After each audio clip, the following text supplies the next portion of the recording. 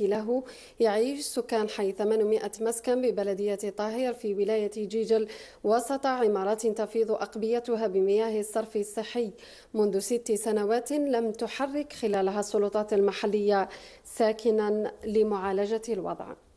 مرت السنين وتوالت الأيام والمياه القذرة تتدفق داخل أقبية عمارات حي 800 مسكن ببلدية الطاهر في ولاية جيجل، ما أصبحت تشكل خطرا حقيقيا على قاطني العمارات، فالأمراض تتهددهم والروائح الكريهة المنبعثة لا تقاوم.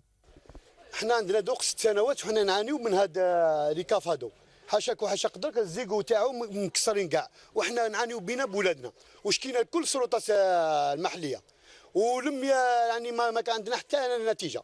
يرجع لك يقول لك داكور انا نشوفوا الشاف دايره نشوفوا رئيس البلديه ونشوفوا الهيئه المعنيه بالامر والو. الركاف معمرين بالناموس، والناموس هذا كيطلع لنا الناموس يطلع لنا الديار، وهذو الركاف لازم يسنيطوايا بكل الماء هذاك يخرجوه ومام لي زيكو ويسيلوا لداخل في الوقت اللي رانا فيه في الشتاء ولا صيف ما نقدروش نفتحوا النوافذ تاعنا باش نشقوا الريح، ولادنا راهم ميتين بالاخر. دوك حنا انا بالمرض والحساسيه، انا ديجا ولادي كاع بالحساسيه. وضع تشمئز له الانفس وتقشعر له الابدان، والملام هنا ديوان الترقيه والتسيير العقاري على حد قول المواطنين. لوبيجي دائما نروحوا لهم، واش يحوسوا لوبيجي هذه حوس لك الانسان ما خلصش يجري له يديه العداله، بصح ما يخدمش الواجب تاعو هنا. شكينا ويزيد بزياده لوبيجي هنايا ماهوش بعيد عليك، تسمى لوبيجي حاسه وكاين الناس اللي ساكنين منها من لوبيجي هنايا، ماهوش كيما نقولوا.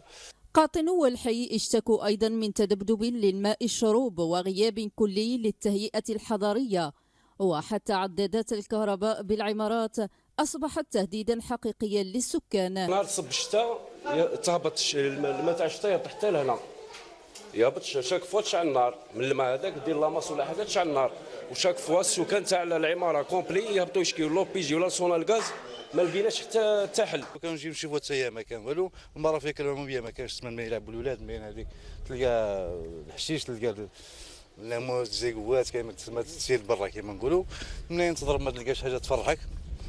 الوضع بحي 800 مسكن لم يعد يحتمل، والتحرك من قبل السلطات الولائيه بات ضروريا.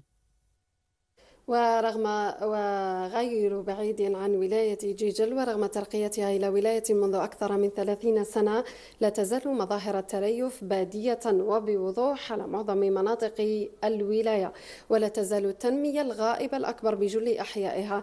العينة من حي الشهيد دحمان أحمد أقدم أحياء بلدية زغاية تنقلها الزميلة نجد سوكو ثانية. هنا بحي الشهيد دحمان أحمد المعروف بالقرية الفلاحية سابقا في بلدية زغاية بولاية ميلا، يتضح لك جليا أن هذا الحي خارج مجال التنمية، فلا طرقات معبدة ولا أرصفة مهيئة ولا حياة لمن تنادي بسبب التهميش والإقصاء.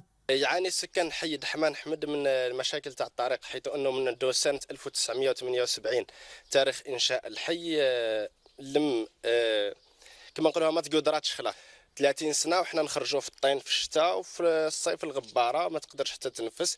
لا ماجوريتي نتاع الاولاد مرضوا بصدورهم لازم الاخر من الغبار من الربو. مازال ما شفتش انا مسؤول من البلديه جا زار القريه هذه ولا هضر على القريه هذه، مازال تهضر مع الطريق هذه وطريق العام يقول لك المشروع مديناه المقاوله وجاي. المهم وما ان يحل فصل الصيف تزداد معاناه الساكنه مع ازمه ماء الشروب وانقطاع للتيار الكهربائي.